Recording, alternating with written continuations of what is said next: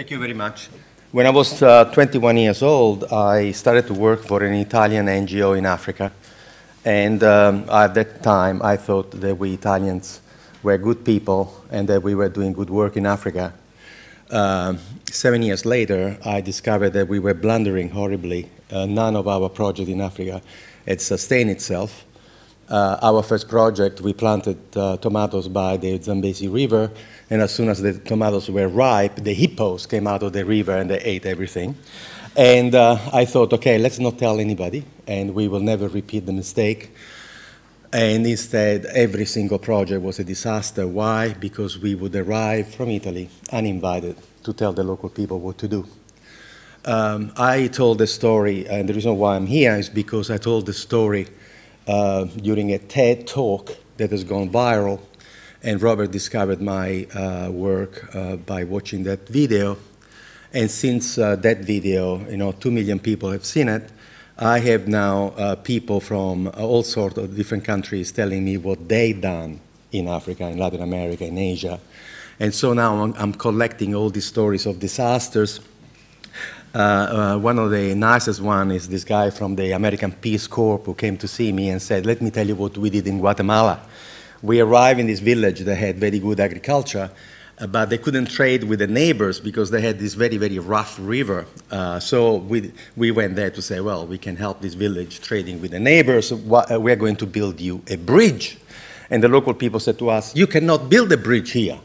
And the guy said, what do you mean? We are Americans. We are the Peace Corps. We are going to build you a bridge. So the local people said, okay, show us, show us. And the guy said Ernesto was hell because on the other side of the river was jungle. So we had to get all this caterpillar, heavy equipment. We had to make our own road through the jungle. And then we had to build this massive ramp because we had to have 2 ramps and then span the bridge. So we start building this massive earth, embankment, this ramp on the side of the jungle.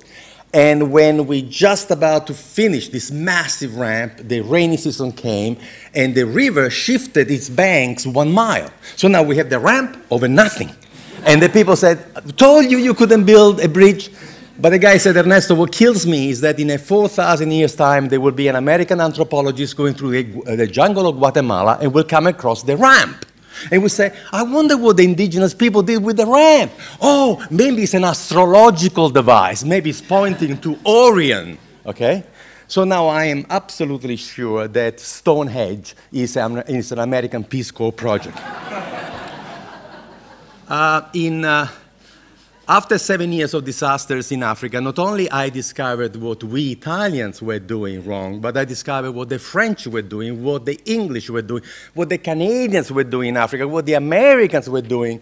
And after seeing what they were doing, I became quite proud of our project in Zambia, where the hippos ate the tomatoes. Because you see, at least we fed the hippos. Some creature in Africa got a meal out of us. I don't have to tell you the disasters because you read Dambisa Moyo, Dead Aid, Zambian woman economist, Goldman Sachs, Harvard graduate, PhD. She is going to tell you the disaster that we have done with our money, senseless money in Africa. I told in the TED Talk that we white people are incredibly arrogant, and there are only 2 things that we do when we deal with people from other places in the world. We have only 2 techniques. We are either paternalistic or patronizing. That's the only thing we can do. We either treat everybody like as if they were our children, no matter how smart, old, what kind of leaders they are. We treat them like children. We talk slowly. Or we are patronizing. The 2 words come from Latin, pater, which means father, but they mean something completely different. Paternalistic. I treat everybody as if I were their father. Condescending. patronizing. I treat them as if they were my subjects. That's why in Africa, white people are called Bwana, which means boss, because we treat everybody as if they were our dependent. My life changed when I read Ernest Schumacher, Small is Beautiful, in 1973. Ernest Schumacher, in a chapter called Development in India, wrote something that was the most provocative thing I have ever seen and I have ever read. Ernest Schumacher, who was an economist and very, very spiritual man, in 1973 wrote about development: if people do not wish to be helped, leave them alone. This should be the first principle of aid. And it took me months to understand what he meant, because we never, ever, ever asked the African people if they wanted us when we went to Africa in the 70s. Never, I have never seen an international aid program built in response of a request. We are absolutely awful. Schumacher said the first principle of aid is respect. If you don't respect people, you cannot help them. So I took Schumacher's book. I went to South Africa, Stellenbosch University, to do a PhD on the possibility of starting a completely different way of doing international aid based on responding to people. Shut up. Only go if invited. And if they invite you, sit with the elders under the tree, learn the language, learn the culture, and find out why they have invited you. What are their needs? And my professor at the university in South Africa said, Ernesto, you are wrong. How can you listen to impoverished, uneducated, isolated, marginalized, sick people? You are wrong, Ernesto. It is us, the educated people, who have a responsibility, the moral responsibility of taking our knowledge to them. And you want to sit with them and listen to them? They do not know how to help themselves. Fortunately, I studied psychology. And I was able to look my professor in the eye, and I said, Professor, your background is organic chemistry. I study people, and you are wrong. Every man, every woman, according to the psychologists that I study, my masters, Carl Rogers, Abraham Maslow, Erich Fromm, the Adler, you know, the post-behaviorists, the humanistic psychologists. According to my masters, every man, every woman, at any given time in his or her life, has a dream to improve herself or himself. So I don't know you, never met you. You have a dream for yourself right now. You have a dream for yourself right now. You have a dream for yourself right now. And this having a dream to improve ourselves is universal, which means that right now, in southern Gobi Desert, the very first yurt that I will enter, which I done 6 months ago, the first yurt I will come in and I will speak to the local people, and they will tell me what the dream is. And in that case, the dream was from manufacturing 5 meters of felt a day to manufacture 20 meters of felt a day. It's universal. We are not special. We are not special. So when my professor said, we still don't believe you, we don't want you to do a PhD on a theory, they said to me, prove it. And that was the greatest gift. I moved to Australia. I got a scholarship from a university in Australia. I was invited by a local community. I will never go uninvited anywhere. I'm not a missionary. I'm not a missionary. How dare we? arrive uninvited in somebody else's home to teach them how to bring up their daughters? What if somebody would do that to you? Somebody from another culture, another language, another religion come into your house to say, I don't like the way you are bringing up your daughter. Your daughter should be veiled. And look at her, half naked, running with men. What would you say if somebody would say that to you? They don't like the way you bring up your daughter. Uninvited, show up in your house. I asked the question to somebody in Texas, in Houston. I said to this guy, what would you do if somebody would come into your house uninvited to tell you how to bring up your daughter? You know what the Texan guy told me? He gave me the caliber of the bullet that he will use to shoot me with. 357 Magnum with a hollow point. The explosive. You don't like it when somebody does it to you. Do you believe that right now there is an American entering in an African village to tell a woman how to educate her daughter? How come we can do it and they don't? So never a missionary again. So invited, I went to this little village in Australia. I listened to the local people. In 9 months, I was working with 27 new companies. I never gave them an idea. I simply facilitated the transformation of their idea into a sustainable business. The government came down to say, what did you do here? And I said, well, you know, I shut up and listened to them, and they had all these ideas. They didn't know how to do it. Western Australian government in 1986 said, can you teach other people in rural communities how to facilitate local ideas? I said, yeah, I'm doing a PhD about it. I would love to do it. I invented enterprise facilitation. Enterprise facilitation has been now adopted in 300 communities worldwide. We have helped to start 40,000 new businesses. We work from the Democratic Republic of the Congo all the way to very civilized places in the world, but very, very poor communities, ghettos and rural communities in Canada, United States, England, the poorest community in England.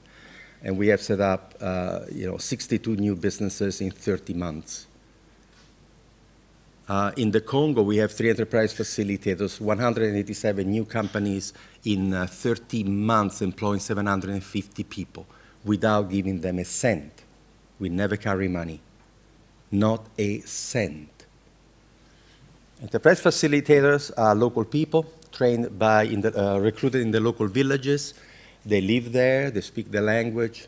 We train them never to initiate anything, never to motivate anybody. They have a group of volunteers, 50 volunteers, who introduce them to 10 people each. So in the first 3 months of the life of the project, the enterprise facilitator is introduced one-on-one to 500 local people. Out of the 500 local people, the enterprise facilitator says to them, I work for free. I'm paid by the community. I work for free, in confidence, one-on-one.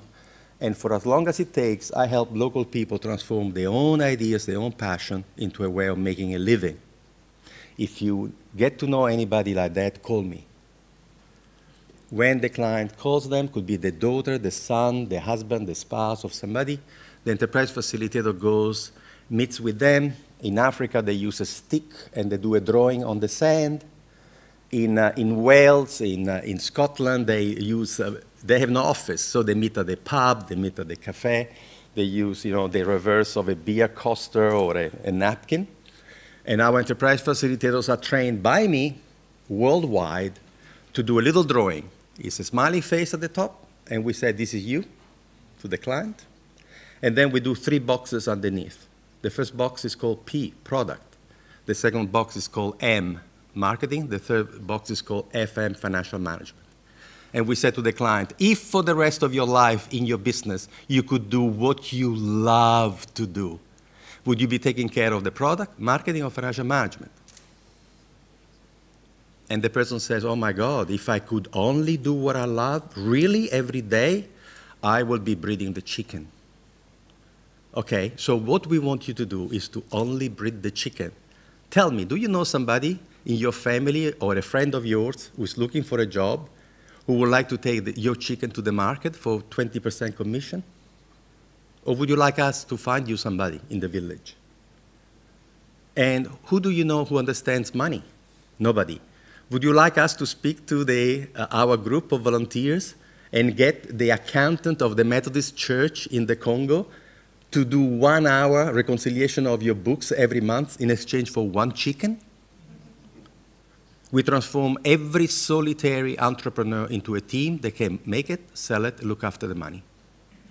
And then we tell our friends that we've done the research, and we have discovered that when we looked at the history of the greatest companies in the world, from Edison to Carnegie to Westinghouse to Ford to Savage of General Motors to Boeing to all the modern companies from Google, Yahoo, there is only one thing that the most successful companies in the world have in common.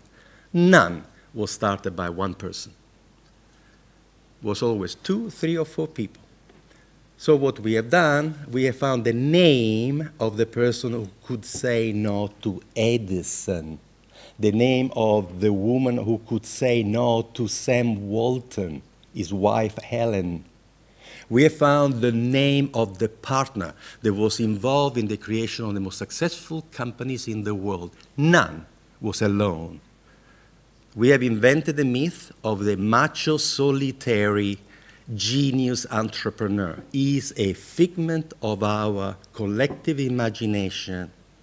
The Americans are crazy for Sam Walton. They believe that Sam Walton set up Walmart. It wasn't Sam, it was Sam Helen and Helen's daddy, his wife's dad. That's who created the first company. We have to stop this fiction of the solitary genius. I train young people now. I give them the first 2 pages of Richard Branson's autobiography, and I get 16 years old to underline how many times Richard Branson, in his own word, in describing his own beginning, how many times he used the word I, and how many times he uses the word we in the first 2 pages. Never the word I, the word we, 32 times. I think that we have to destroy the MBA courses in the world. And I have now 7 university students, council from 7 very prestigious universities in the world who have said to me, Ernesto, please come and put a bomb under the Faculty of Business because they are teaching us the same rubbish that has created the global financial crisis. They do not know how to deal with entrepreneurs. They only know how to deal with managers.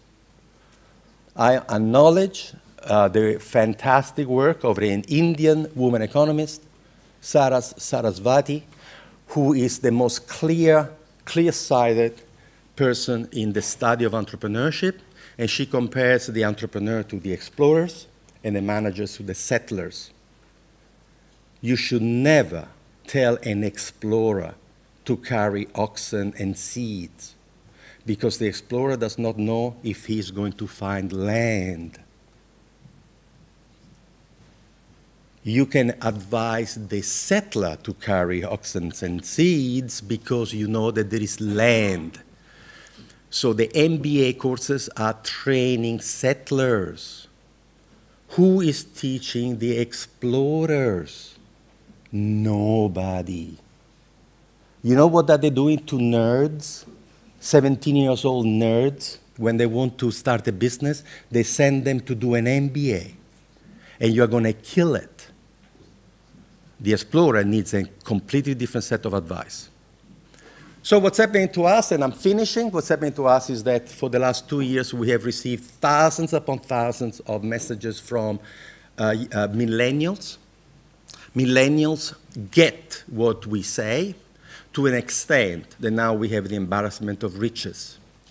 I wake up every morning when I read the emails by saying, oh, the beauty, the beauty. You remember the Heart of Darkness when Kurt said, oh, the horror, the horror. I'm saying the beauty, because I'm surrounded by 20 to 30 years old from throughout the world who are writing to us to say, teach us to become enterprise facilitators, teach us to become entrepreneurs, successful entrepreneurs. We need to scale. We need to set up university courses worldwide, including in these universities, where we teach young people. And why are not young people invited today? Why isn't this room full? Do you know how many millions of crowns are in the hearts and minds of the students in this university? Let me loose on them. Let me run one presentation in the big auditorium to all your students, and I'm going to show you what you have here. We have the abundance of riches. The world is divided between us middle classes and a vast army of people $1 per day. There is no individual salvation. We cannot survive in our rich isolation because they are going to come and get us. And if it's not physical, it will be Ebola. If it's not Ebola, it will be a bird flu. We cannot build gated communities for Westerners. Unless the entire world is saved, we are all going to hell. The Buddhists call it Dai He, the Pure Land Buddhism. There is no individual salvation. We do not have the technologies to feed, clothe, cure, transport, educate, communicate for 7 billion people. We only have those technologies for us, a small minority.